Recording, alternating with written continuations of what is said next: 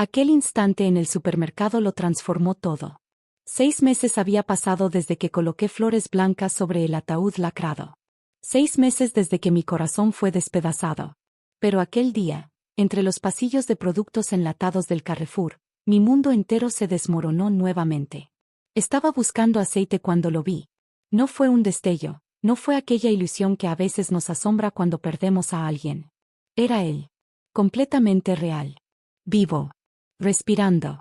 Caminando entre los pasillos como si nada hubiera sucedido, como si no hubiera dejado a una mujer de 68 años deshaciéndose de dolor. Mi cuerpo reaccionó antes de que mi mente pudiera procesar. Las piernas se movieron solas, impulsadas por una mezcla de esperanza y desesperación que no podía controlar. Corrí en su dirección, lágrimas ya escurriendo por mi rostro. La botella de aceite de oliva que sostenía cayó al suelo, rompiéndose en 1000 pedazos.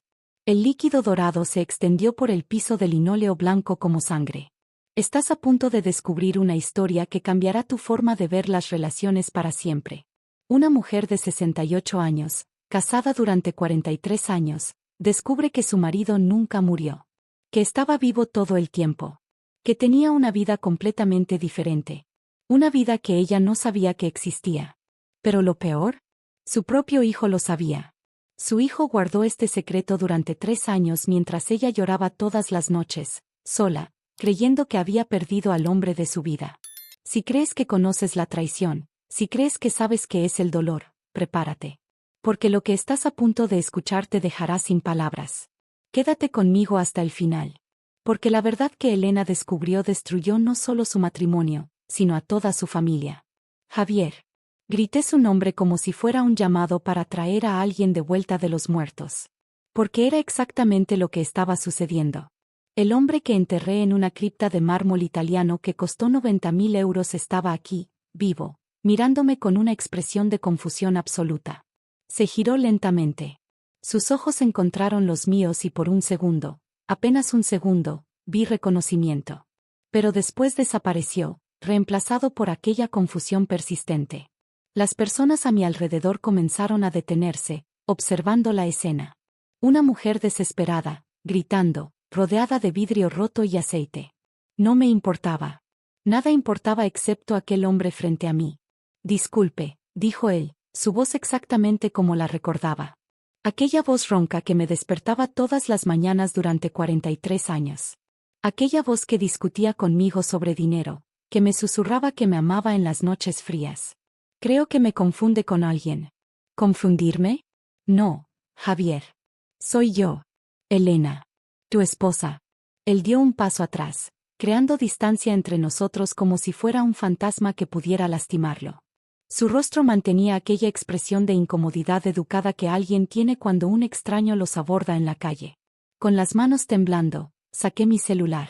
Busqué desesperadamente una foto nuestra. Encontré una de su último cumpleaños, antes del accidente. Aquella fiesta que organicé con tanto cuidado, con el pastel que él amaba, con los amigos reunidos alrededor. Acerqué la pantalla a su rostro. Mira. Somos nosotros dos. ¿No me reconoces? Él miró la imagen. Sus ojos se entrecerraron por un instante, como si algo familiar parpadeara en su subconsciente. Pero entonces negó con la cabeza, aquel movimiento suave pero firme que yo conocía tan bien. Era el mismo movimiento que hacía cuando rechazaba mis peticiones, cuando decía que no a algo que yo quería. Disculpe, dijo con aquella voz que me perseguía. Mi nombre es Ricardo. Ricardo Molina. Nunca he visto esta foto en mi vida. Él colocó una mano en mi hombro, un toque breve, casi paternal, como si estuviera intentando calmar a una mujer desequilibrada. Creo que está pasando por algo difícil. Tal vez debería sentarse, beber un poco de agua. Ricardo Molina. El nombre resonó en mi mente como un mantra extraño. ¿Quién era Ricardo Molina? ¿Dónde estaba Javier? Lo observé más de cerca, buscando diferencias, cualquier cosa que explicara esta negación. Su ropa era diferente. Javier siempre usaba camisas de botones, incluso los fines de semana. Este hombre vestía una camiseta descolorida del Real Madrid y pantalones vaqueros gastados. Sus zapatos eran tenis viejos, no aquellos mocasines de cuero que a Javier le encantaban. Pero el rostro. Dios mío, el rostro era idéntico. Su mano, susurré, señalando su mano izquierda. Muéstreme la mano izquierda. Frunció el ceño confundido, pero levantó la mano. Y allí estaba. El dedo meñique torcido. Aquel dedo que Javier se rompió a los 15 años intentando reparar el techo de la casa de su madre. Un accidente que él nunca le gustó discutir, que lo avergonzaba de alguna forma. Sentí que mi estómago se revolvía. Mire, señora, tengo que irme, dijo él, alejándose. Espero que se sienta mejor, pero de verdad no soy quien usted cree que soy. Él empujó su carrito de compras, girando por el pasillo hacia las cajas.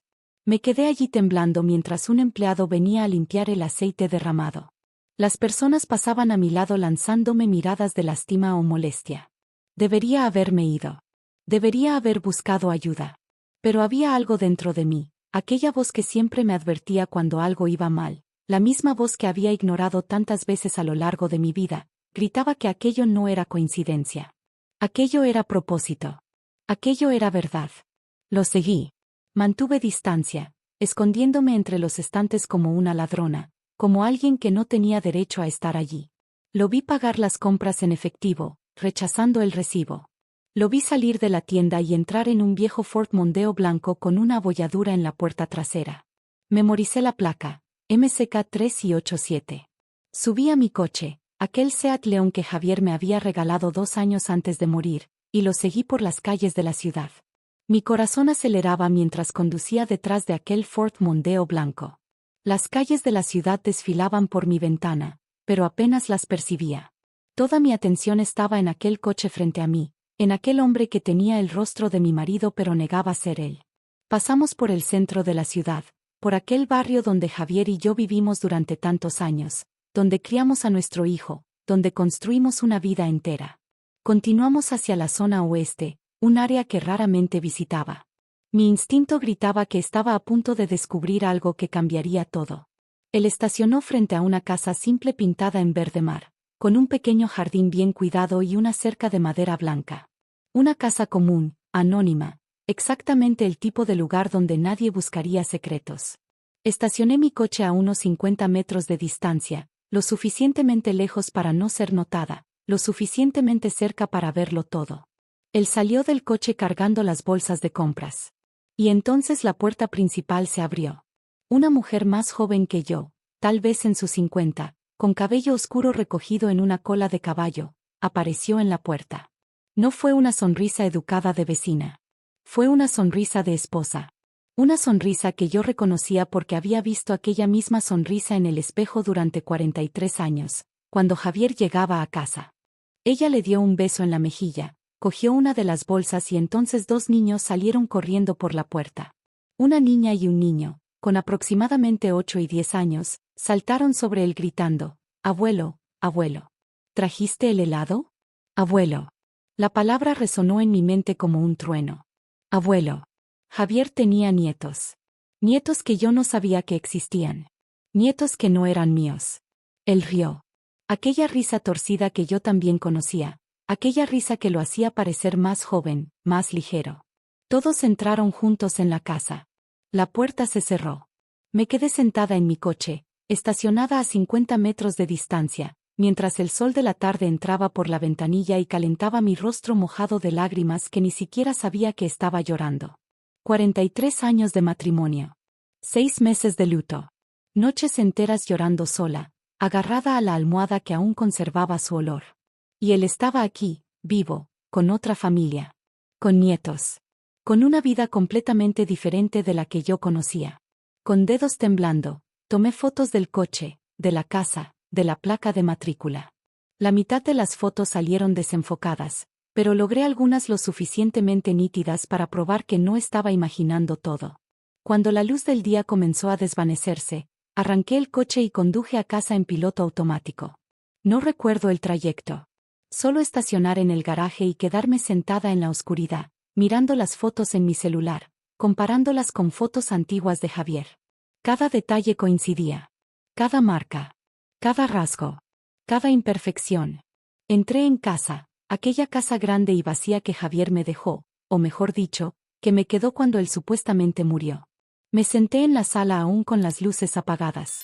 Y fue entonces cuando una pregunta atravesó mi mente como un rayo helado. Si Javier está vivo, ¿a quién diablos enterramos? Pasé la noche entera despierta. Sentada a la mesa de la cocina con una pequeña lámpara encendida, esparcí todas las fotos que tenía de Javier. Fotos de nuestra boda, de él joven en aquel traje marrón que alquilamos porque no podíamos darnos el lujo de comprar uno. Fotos de los cumpleaños de Marcos, nuestro hijo. Fotos de vacaciones, asados, navidades. Y junto a ellas, en la pantalla de mi celular, las fotos que había tomado aquella tarde. Zoom. Zoom de nuevo. Comparé cada centímetro de su rostro. La cicatriz en la ceja izquierda, idéntica. La forma de su oreja izquierda, ligeramente más grande que la derecha, la misma. La marca de nacimiento en su cuello con forma de una pequeña coma, en el mismo punto exacto. Incluso la forma en que sonreía torcidamente, mostrando más dientes del lado derecho, era absolutamente igual. Cogí una lupa que usaba para leer la letra pequeña de los medicamentos y examiné una foto antigua de Javier sin camisa, tomada en una playa de la Costa del Sol hace 15 años. Allí estaba aquel pequeño lunar oscuro cerca de su clavícula. Hice zoom en la foto del celular donde Ricardo se giraba para coger la bolsa del coche. La camiseta se le había subido un poco. El mismo lunar. En el mismo lugar. Imposible. Pero los gemelos no tendrían las mismas marcas de nacimiento, ¿verdad? Las cicatrices no son genéticas. Y aquel dedo roto. Me levanté, caminé por la casa, volví a la mesa. El reloj de la pared marcaba las 4:20 de la madrugada. Afuera la ciudad aún dormía. Cogí el álbum de bodas, pasé los dedos por las imágenes descoloridas. Allí estaba Javier con 25 años, delgado, sonriente, con aquel bigote fino que después se afeitó. Allí estaba yo con 22, con un sencillo vestido blanco que mi madre había cosido, el cabello recogido con flores frescas. Éramos pobres. Él trabajaba como ayudante en un depósito de materiales de construcción. Yo era costurera. Vivíamos en una habitación alquilada que apenas cabía una cama, pero éramos felices. O al menos eso creía yo. Cuando Marcos nació 3 años después, las cosas comenzaron a mejorar. Javier tenía talento para las ventas. En 10 años pasó de ayudante a gerente. En 20 años era dueño de 3 depósitos de materiales repartidos por la ciudad. Nuestra vida cambió. Casa propia, coche, viajes ocasionales. Pero Javier viajaba mucho por trabajo. 2, 3 veces al mes. Se iba 4, 5 días cerrando tratos, decía, visitando proveedores. Nunca sospeché nada. ¿Por qué habría de hacerlo? Siempre volvía cansado, estresado, quejándose de reuniones y autopistas. Traía regalos para mí y para Marcos. Decía que nos echaba de menos. Ahora, mirando hacia atrás con esta nueva lente de horror, cada viaje parecía una mentira cuidadosamente construida. Cuando salió el sol, yo seguía sentada a la mesa rodeada de fotos. Cogí mi celular y llamé a Marcos. Contestó al quinto tono con la voz pastosa de sueño. Mamá, son las 6 de la mañana. ¿Ha pasado algo? Necesito que vengas ahora mismo. Ahora, Marcos. Tengo una reunión a las 9. Marcos. Mi voz salió firme, cargada de algo que mi hijo raramente escuchaba. Ven ahora. Es sobre tu padre. Silencio al otro lado. Mamá, ya hemos hablado de esto. Tienes que ver a un terapeuta. Este duelo prolongado. No es. Vi a tu padre ayer. Otro silencio más largo. Mamá, ¿qué has tomado? ¿Te has olvidado de tomar alguna pastilla? Marcos, vi a tu padre vivo en el supermercado y lo seguí hasta su casa. Necesito que vengas aquí ahora y me ayudes a entender qué está pasando, porque o me estoy volviendo loca o ya lo estoy. Quédate ahí. No salgas de casa. No hagas nada. Voy para allá. Colgó. Fui a ducharme, a cambiarme de ropa. Cuando me miré al espejo, me asusté. Ojeras profundas, cabello revuelto, labios agrietados. Parecía que había envejecido 10 años en una noche. Marcos llegó 40 minutos después. Llevaba ropa de gimnasio. Debió de salir corriendo de casa. Entró sin llamar. Me encontró de nuevo a la mesa de la cocina. Mamá, ¿qué ha pasado? Acercó una silla, se sentó a mi lado, me cogió la mano. Sus ojos estaban preocupados. Aquella clase de preocupación que les a los hijos cuando creen que sus padres están perdiendo la cabeza. Le mostré las fotos, primero las antiguas, luego las nuevas, explicándole cada detalle. La cicatriz, la marca de nacimiento, el dedo roto. Le conté el encuentro en la tienda, cómo me trató como a una extraña, el nombre falso, la casa, la mujer, los niños. Marcos miró las fotos en silencio. Su expresión comenzó a cambiar.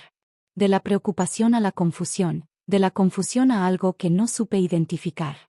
Sus manos temblaban ligeramente mientras hacía zoom en una de las fotos. Sí, el parecido es bastante sorprendente, dijo finalmente devolviéndome el celular. Pero mamá, la gente se parece. He visto a 3 tíos en el centro comercial que podrían ser mis hermanos gemelos. No es un parecido, Marcos. Es él. Mamá, enterramos a papá. Tú estabas allí. Estaba. Patricia, nuestros tíos, sus amigos, todo el mundo estaba allí. Un ataúd cerrado, susurré. Enterramos un ataúd cerrado. Marcos se pasó una mano por la cara cansado. Porque el cuerpo estaba, ya sabes, el accidente fue violento. Los médicos dijeron que era mejor así, que no debías verlo. ¿Tú lo viste? ¿Viste el cuerpo de tu padre con tus propios ojos? Marcos desvió la mirada. No, pero la documentación estaba toda ahí. El forense entregó el cuerpo. Había un certificado de defunción. Todo estaba en orden. Quiero ir a esa casa, dije levantándome. Ahora vienes conmigo.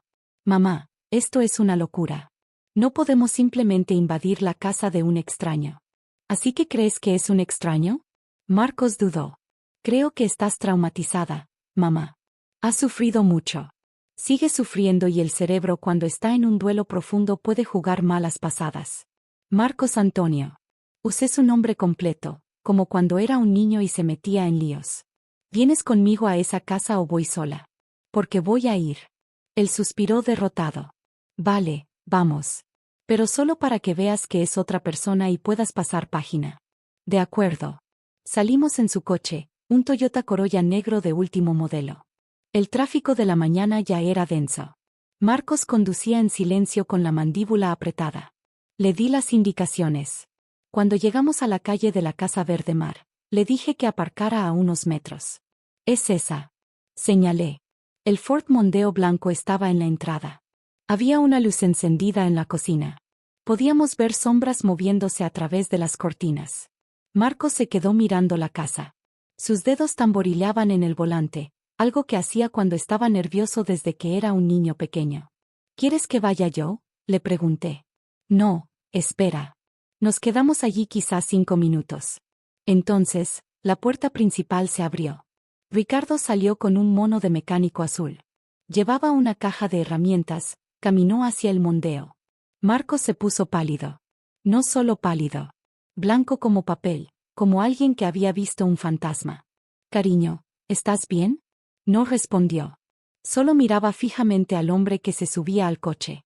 El Mondeo salió marcha atrás de la entrada. Pasó justo a nuestro lado. Pude ver su cara claramente a través de la ventanilla. Era Javier. Era Javier más viejo, más cansado, pero era él. El coche dobló la esquina y desapareció. Cuando miré a Marcos, vi que estaba llorando. Lágrimas silenciosas corrían por su rostro. Marcos, se me heló el estómago. Marcos, ¿qué no me estás contando? Apoyó la frente en el volante. Mamá. Su voz salió rota. Mamá, lo siento mucho. Y en ese momento, mientras el sol de la mañana iluminaba el interior del coche y mi hijo se derrumbaba a mi lado, lo supe. Supe que lo que estaba a punto de descubrir destruiría mucho más que mi matrimonio. Destruiría a toda mi familia. Habla, ordené, y mi voz salió dura como una piedra. Habla ahora, Marcos. Se secó la cara con el dorso de la mano, respirando hondo, intentando recomponerse, pero las lágrimas seguían cayendo. Mamá, no tenía que ser así. Nunca debiste enterarte. Una sensación fría se extendió por mi pecho. ¿Enterarme de qué? Marcos levantó la cabeza, me miró con esos ojos marrones que heredó de su padre. Ojos que ahora cargaban con culpa, miedo, vergüenza. Papá no murió en ese accidente. Las palabras quedaron suspendidas en el aire entre nosotros.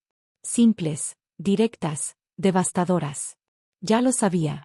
En el fondo, Desde el momento en que lo vi en la tienda, lo sabía.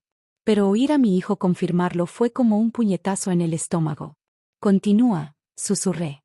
Él tenía esa otra familia, mamá, desde hace 25 años. Esa mujer, Claudia, sus hijos, que ahora tienen hijos, estuvo viviendo una doble vida entre ustedes dos durante 25 años. 25 años de mentiras. Pensé en todos los viajes. Todas las noches que no vino a casa. Todos los fines de semana trabajando. Todos los cumpleaños de Marcos que perdió porque estaba cerrando un trato importante. ¿Y tú lo sabías?, pregunté, aunque ya sabía la respuesta por la forma en que evitaba mi mirada. Me enteré hace unos 3 años. Se pasó una mano por el pelo, nervioso. Fue un accidente. Estaba ayudando a papá a organizar unos papeles de la tienda y encontré recibos, compras duplicadas, pagos de luz, agua, comida para 2 casas. Lo confronté. ¿Y qué dijo? Que te quería mamá, que nunca quiso hacerte daño, pero que también quería a Claudia, que la conoció en un viaje de negocios fuera de la provincia, que fue algo que simplemente pasó y que luego no pudo dejarla. Dijo que intentó terminar varias veces, pero que no pudo. Me reí. Una risa amarga, sin humor. Qué conveniente. El pobrecito no podía dejar a su amante. Mamá. ¿Y tú? Me volví hacia él, sintiendo ira por primera vez. ¿Te enteraste? ¿Y qué? ¿Lo aceptaste? ¿Guardaste su secreto? Me lo suplicó. La voz de Marcos se alzó desesperada. Dijo que si te enterabas lo destruirías todo, que le quitarías la mitad de las tiendas, la casa, todo.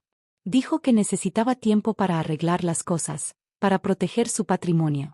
Querrás decir su dinero, corregí. Marcos bajó la cabeza. No sabía qué hacer. Es mi padre, mamá. Y en cierto modo tampoco quería que se perdiera todo. Las tiendas, el negocio que construyó, que algún día sería mío. Así que era eso. Avaricia. Pura y simple avaricia. Cuéntamelo todo, ordené. Desde el principio. Quiero saber cada detalle de esta farsa. Marcos respiró hondo, se secó la cara de nuevo. Hace 6 meses, papá vino a verme. Dijo que no soportaba más la doble vida, que quería estar con Claudia para siempre, empezar de nuevo solo con ella. Pero si pedía el divorcio, yo me quedaría con la mitad de todo. Completé la frase sintiendo náuseas. Había consultado a un abogado, régimen de gananciales. Llevaban más de 40 años casados. Tendrías derecho a la mitad de las tiendas, la casa, los ahorros, unos 2,5 millones de euros, quizás más. 2,5 millones de euros.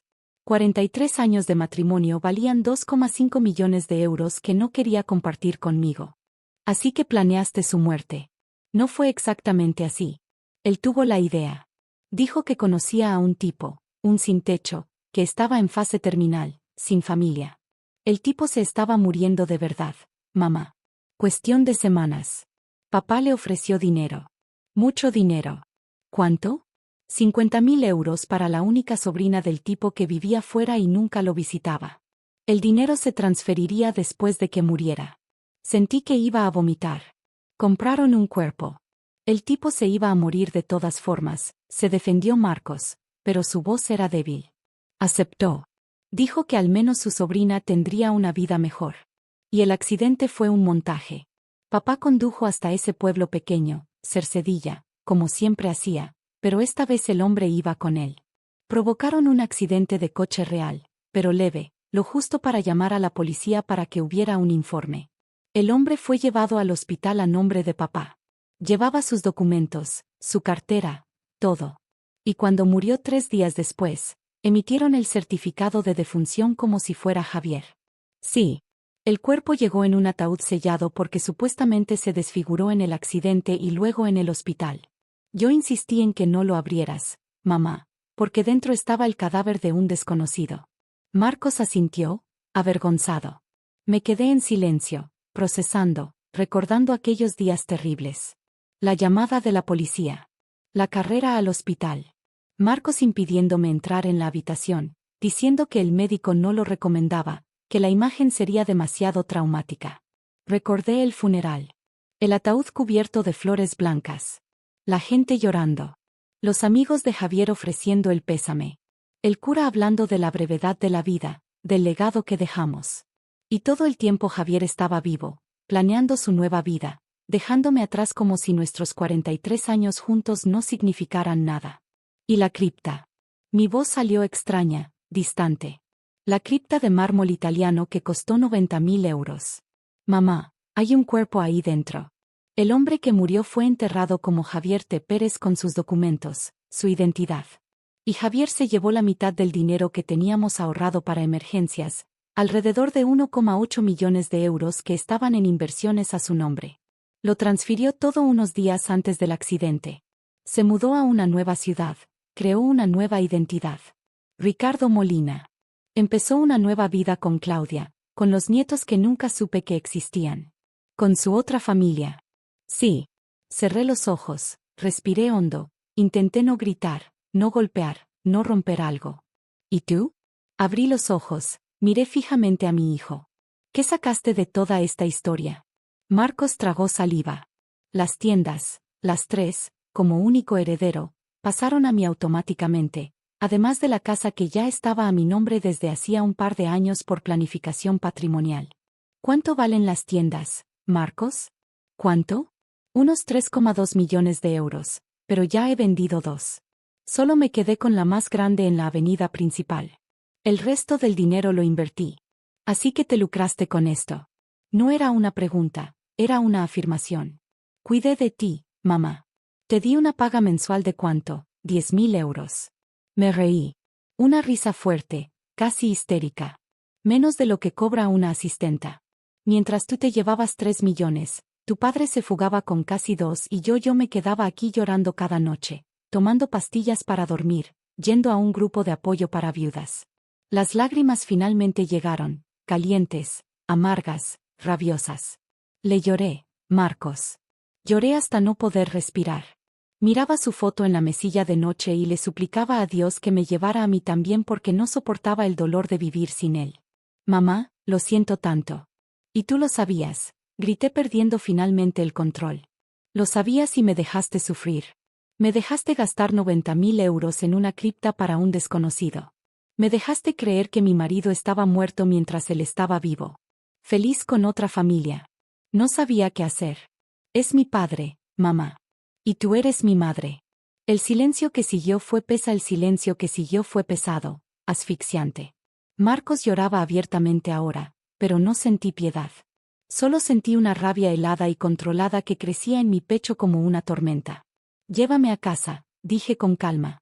Mamá, tenemos que hablar de... Llévame a casa. Condujo en silencio. Cuando llegamos me bajé del coche sin mirar atrás. Mamá, por favor. Di un portazo y entré. Fui directamente al dormitorio. Cogí todas las fotos de Javier y las metí en una caja. 43 años de recuerdos. Boda, cumpleaños, viajes, sonrisas, abrazos, todo mentiras. Cerré la caja y la puse en el estante más alto del armario. Luego me senté en la cama y miré a mi alrededor. La casa grande y vacía. La vida vacía. Los últimos 6 meses de duelo desperdiciado. Y empecé a planear. Porque si algo me habían enseñado mis 68 años de vida, es que no puedes confiar en nadie. Ni en tu marido. Ni en tu hijo. Solo en ti misma. Y les iba a hacer pagar a los dos. A cada uno a su manera. Pero primero necesitaba pruebas. Pruebas que no pudieran ser negadas, ignoradas o explicadas. Pruebas que destruirían la pequeña vida perfecta que habían construido sobre los cimientos de mis lágrimas. Durante los 3 días siguientes no respondí a ninguna de las llamadas de Marcos. Llamó 47 veces. Envió 63 mensajes de texto. Se presentó en mi puerta 2 veces, tocando el timbre insistentemente. Lo vi por la ventana del dormitorio, pero no abrí. No quería ver su cara todavía. Porque necesitaba tiempo para pensar, para planear y, lo más importante, para enterrar lo que quedaba de la Elena ingenua y reemplazarla por alguien más fuerte. Al 4.º día me desperté diferente. Me di una larga ducha, me vestí, me puse pintalabios por primera vez en meses, cogí el bolso y salí. Mi vecina, la señora Pérez, estaba regando sus plantas. Buenos días, Elena. Qué guapa estás hoy. Sonrió sorprendida. Hacía mucho tiempo que no me veía arreglada. Buenos días, Teresa. Voy a hacer unas gestiones. Le devolví la sonrisa, una sonrisa que no llegaba a mis ojos. Conduje hasta el centro de la ciudad.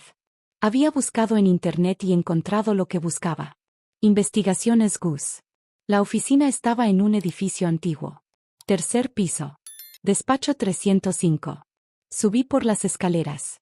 El ascensor estaba estropeado y llamé a la puerta de cristal esmerilado con el nombre pintado en letras doradas desconchadas.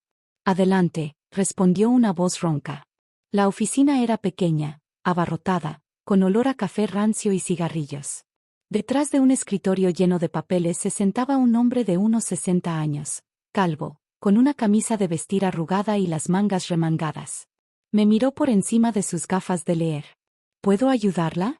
Necesito contratar sus servicios, dije sentándome en la silla de enfrente sin esperar invitación. Se reclinó evaluándome. Sabía lo que veía. Una señora de pelo cano, bien vestida, con joyas discretas. Alguien con dinero. ¿Qué tipo de servicio? Una investigación sobre una persona. Saqué el móvil, le mostré la foto de Ricardo que había tomado. Necesito saber todo sobre este hombre. ¿Dónde vive?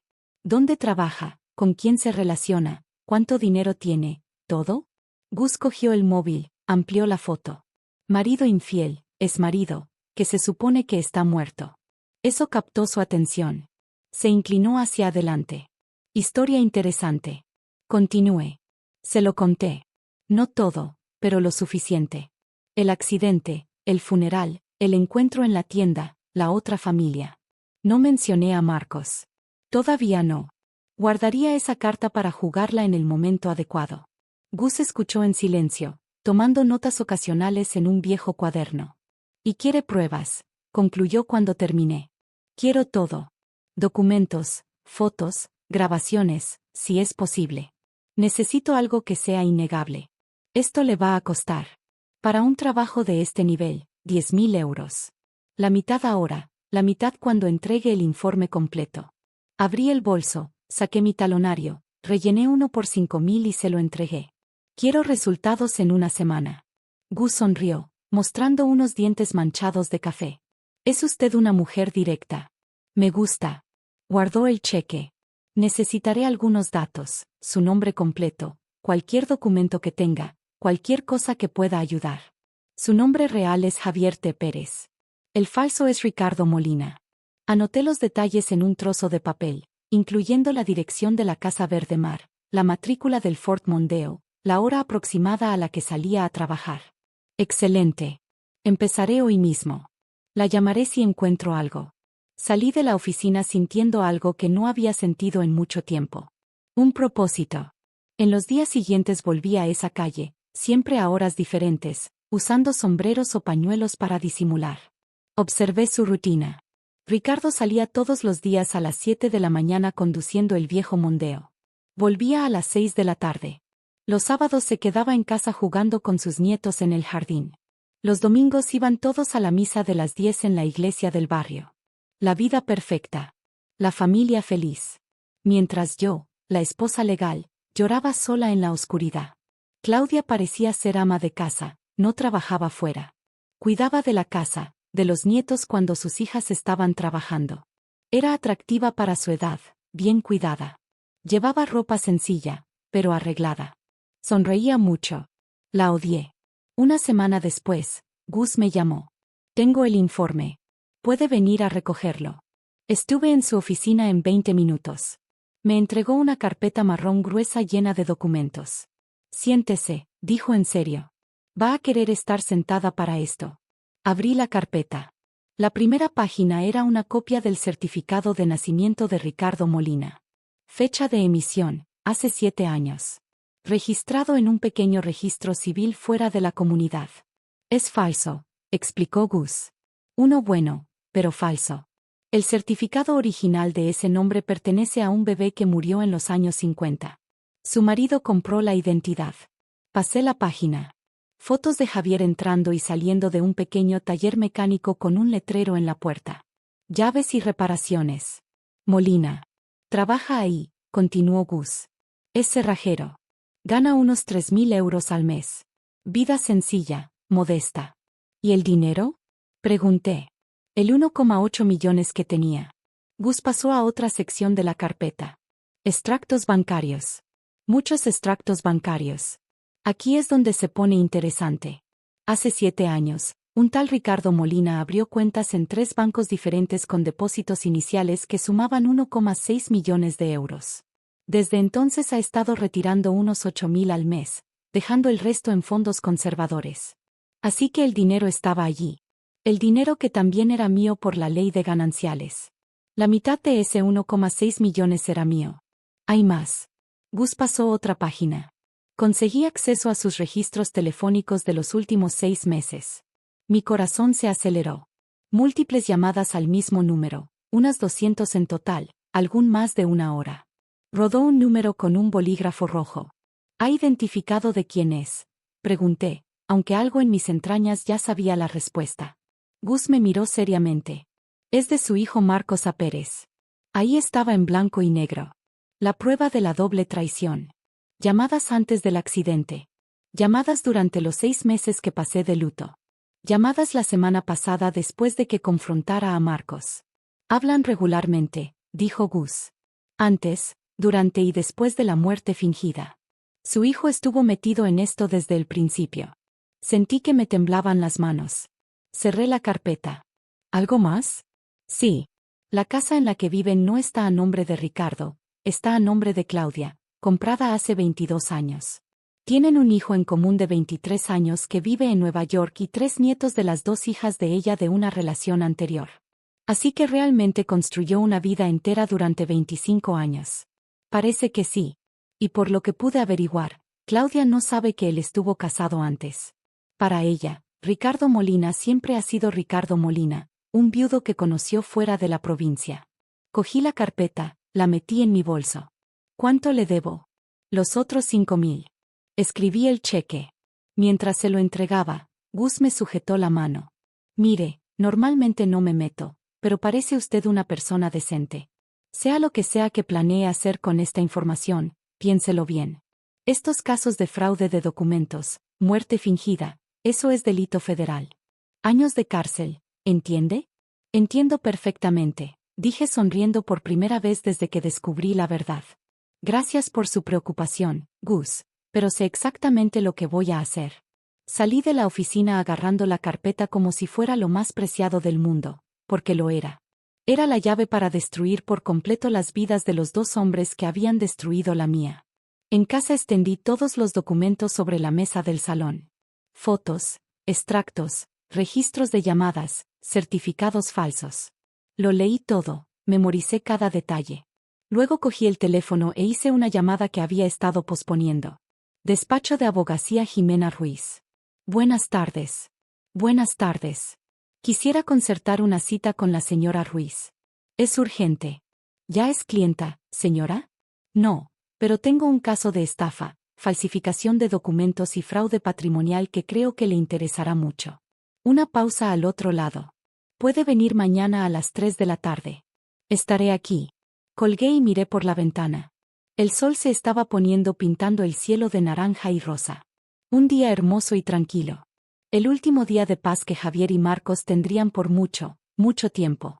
Porque la tormenta no había hecho más que empezar y yo iba a ser el rayo que lo destruyera todo. Jimena Ruiz no era lo que esperaba.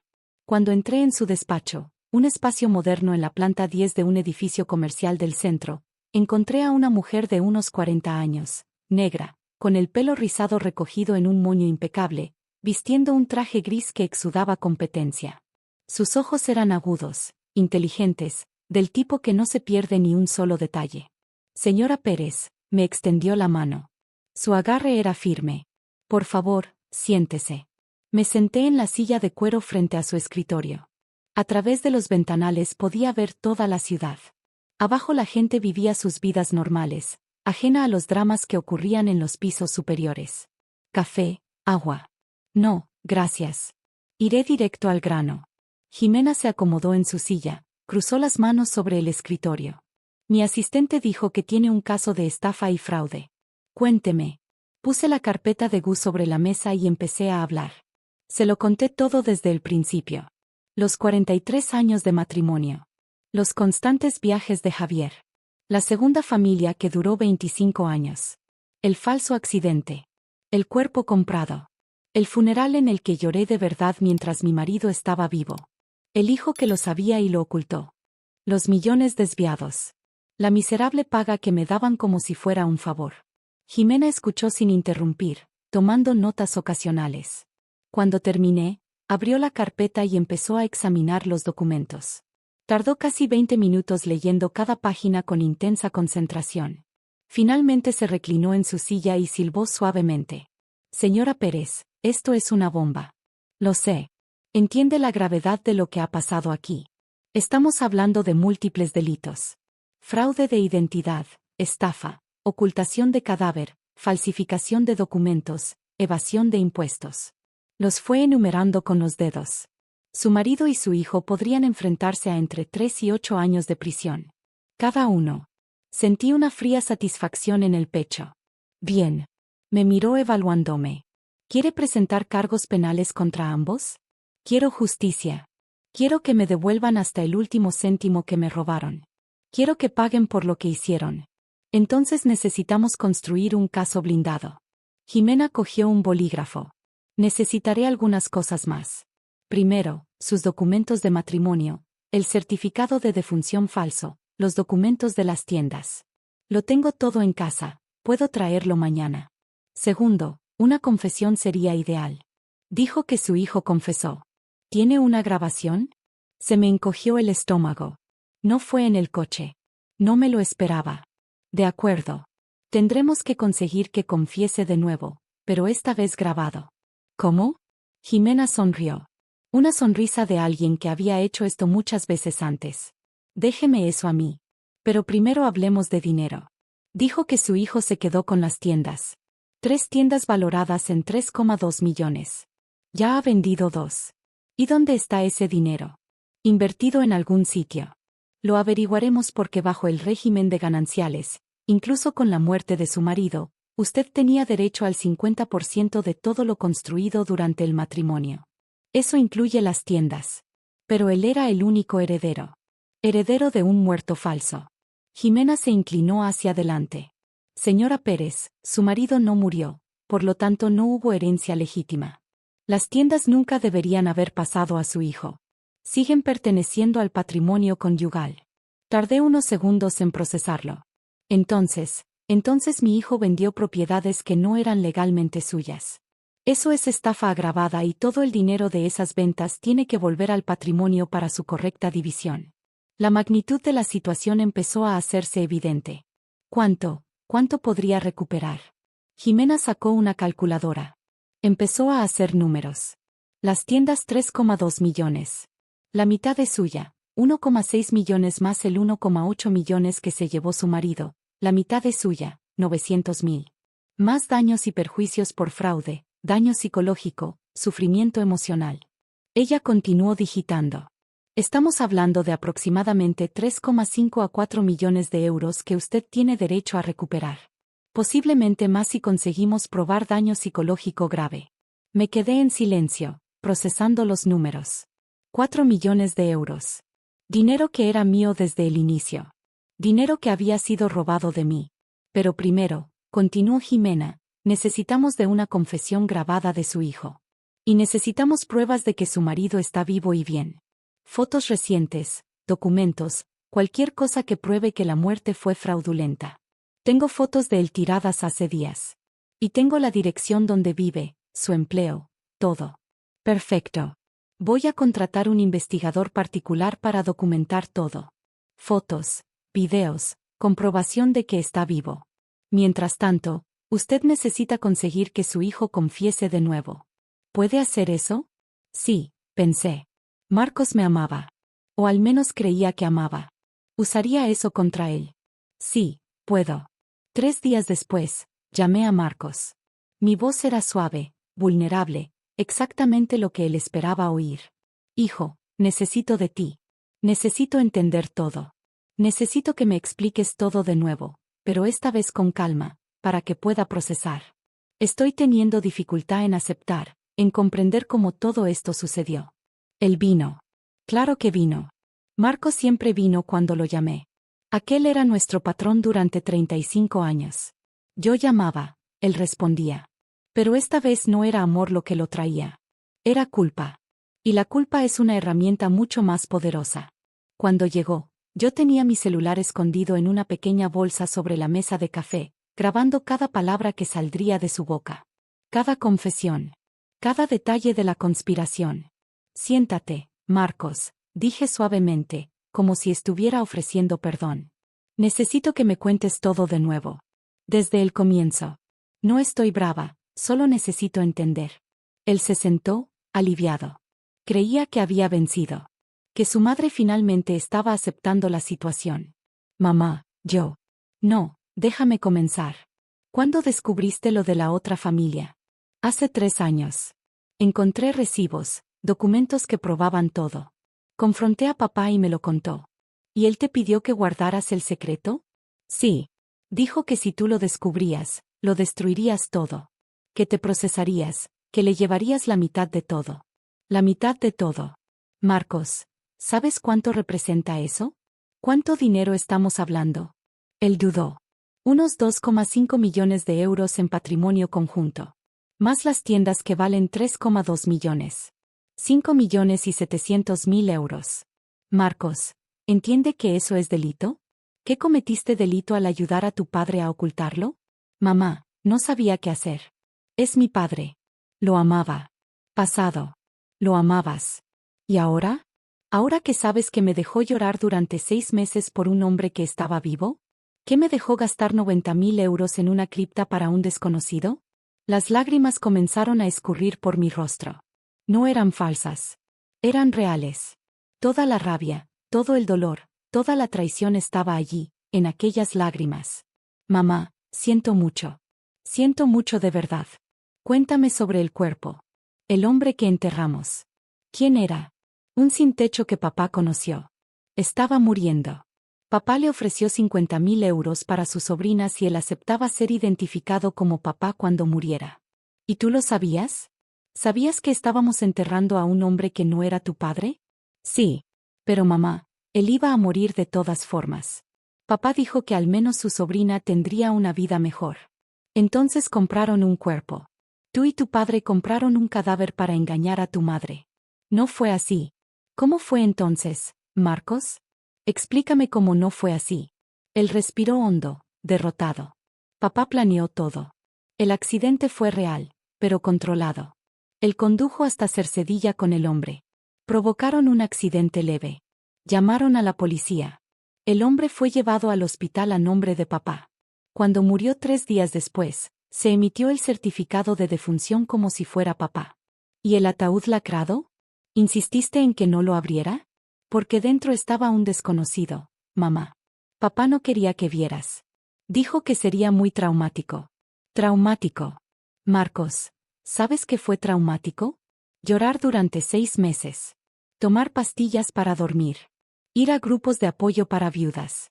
Preguntarme por qué Dios me dejó viva cuando mi marido había muerto. Todo mientras él estaba vivo, jugando con sus nietos, viviendo una vida nueva. Mamá, ¿dónde está el dinero? Los 1,8 millones que tu padre se llevó. En cuentas bancarias a su nombre. Ricardo Molina. Saca 8.000 por mes y deja el resto en fondos conservadores. ¿Y las tiendas? Los 3,2 millones. ¿Qué vendiste? Invertidos.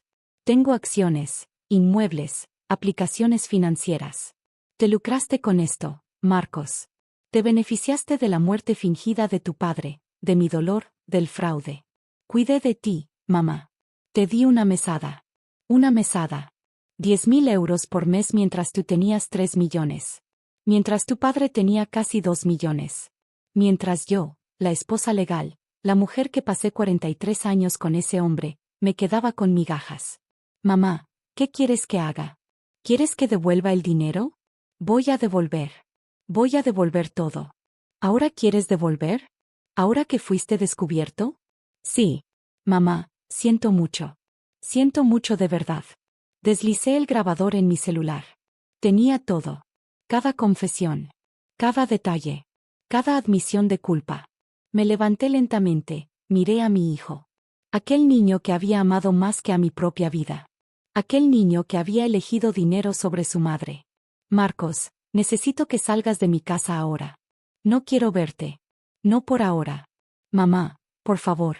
Sal. Él salió, llorando, implorando, pero no escuché más nada. Mi corazón se había cerrado. Se había transformado en algo duro, frío, implacable. Cogí mi celular y envié la grabación a Jimena. Un mensaje simple: tenemos todo. Su respuesta vino en segundos: perfecto. Mañana presentamos la denuncia. Prepárate para la guerra, Elena. Porque es exactamente eso que va a hacer. Fui al dormitorio, me acosté en la cama y miré al techo. Por primera vez en 6 meses, no lloré. No sentí dolor. Solo sentí una frialdad absoluta. Una determinación inabalable. Javier y Marcos habían destruido mi vida. Ahora era mi turno de destruir la suya. Al día siguiente, Jimena presentó la denuncia al tribunal. Fraude de identidad. Estafa. Falsificación de documentos. Ocultación de cadáver. Evasión de impuestos. Delito federal. Cuando la policía llegó a la oficina de Javier, él estaba reparando cerraduras, viviendo su vida simple como si nada hubiera sucedido. Como si no hubiera destruido a una mujer. Como si no hubiera conspirado con su propio hijo para robarme. Los policías entraron sin aviso. Javier levantó los ojos de la cerradura que reparaba. Su rostro perdió toda la color cuando vio los uniformes. Javier T. Pérez, también conocido como Ricardo Molina, está arrestado bajo sospecha de fraude de identidad, estafa y delito federal. Él no resistió. Solo se dejó llevar, las manos detrás de la espalda, aquellas manos que había tocado mi rostro durante 43 años. Aquellas manos que ahora estaban esposadas. Cuando lo arrestaron, Claudia no entendía nada. La policía fue hasta su casa. Ella abrió la puerta esperando ver a su marido volviendo del trabajo. En su lugar, encontró agentes federales con una orden de búsqueda. ¿Dónde está Ricardo Molina?, preguntaron. Él está en el trabajo. ¿Qué pasó? ¿Hizo algo mal? Claudia, una mujer que había vivido 25 años con un hombre que no era quien ella creía ser, se desmoronó cuando supo la verdad. No solo que él tenía otra familia, que él tenía otro nombre, que toda la vida que construyeron juntos estaba basada en una mentira colosal. Sus hijos, que creían tener un padre llamado Ricardo Molina, descubrieron que su padre era en realidad Javier Pérez, un hombre que había fingido su muerte para escapar de un matrimonio de 43 años. Sus nietos, que lo llamaban abuelo, tuvieron que procesar que su abuelo era un criminal. La vida que Javier había construido con tanto cuidado se desmoronó en cuestión de horas. Pero Javier no era el único. La policía también fue tras Marcos. Cuando llegaron a su casa, él estaba durmiendo. Despertó con agentes federales en su dormitorio. La confesión grabada que había dado a su madre era prueba suficiente. Él había sido cómplice desde el inicio. Había ocultado un delito. Se había beneficiado del fraude. Marcos fue arrestado también. Cuando llamé a Jimena para confirmar, ella estaba sonriendo. Pude oírlo en su voz. Ambos fueron arrestados, Elena. Su marido enfrenta entre 5 y 10 años. Su hijo entre 3 y 7 años, dependiendo de cómo el juez evalúe su participación. Pero hay más. ¿Más? Conseguí congelar las cuentas bancarias de su marido. Los 1,6 millones de euros están bloqueados. Y estoy procesando para recuperar los fondos de su hijo también. Debería recuperar la mayoría del dinero. Tal vez incluso más con las indemnizaciones. Me quedé en silencio, procesando. ¿Elena? ¿Está bien? Sí. Estoy bien. Mejor que bien. Estoy en paz. Si esta historia te tocó. Si fuiste impactado por este viaje de traición y redención. Si quieres más historias como esta, historias reales, historias que nos hacen cuestionarlo todo. Suscríbete al canal ahora. Porque historias como esta, historias que exploran los límites de la confianza, la lealtad, la familia, son las que más importan. Y estoy comprometido en traer estas historias para ti. Dale like si crees que Elena hizo lo correcto. Dale like si hubieras hecho lo mismo en su lugar. Comenta, ¿qué harías si descubrieras que tu marido estaba vivo? ¿Cómo habrías reaccionado? Deja tu comentario abajo. Quiero escuchar tu opinión. Comparte este video con alguien que necesita escuchar esta historia. Con alguien que necesita entender que no siempre las personas son quienes parecen ser. Comparte con tus amigos, tu familia, tus grupos de WhatsApp. Y si quieres saber qué pasó después, si quieres saber cómo Elena reconstruyó su vida, si quieres saber si Marcos logró su perdón, activa las notificaciones para que no pierdas el próximo episodio. Porque la historia de Elena no termina aquí. Solo acaba de comenzar. Gracias por estar aquí. Gracias por escuchar. Hasta el próximo episodio.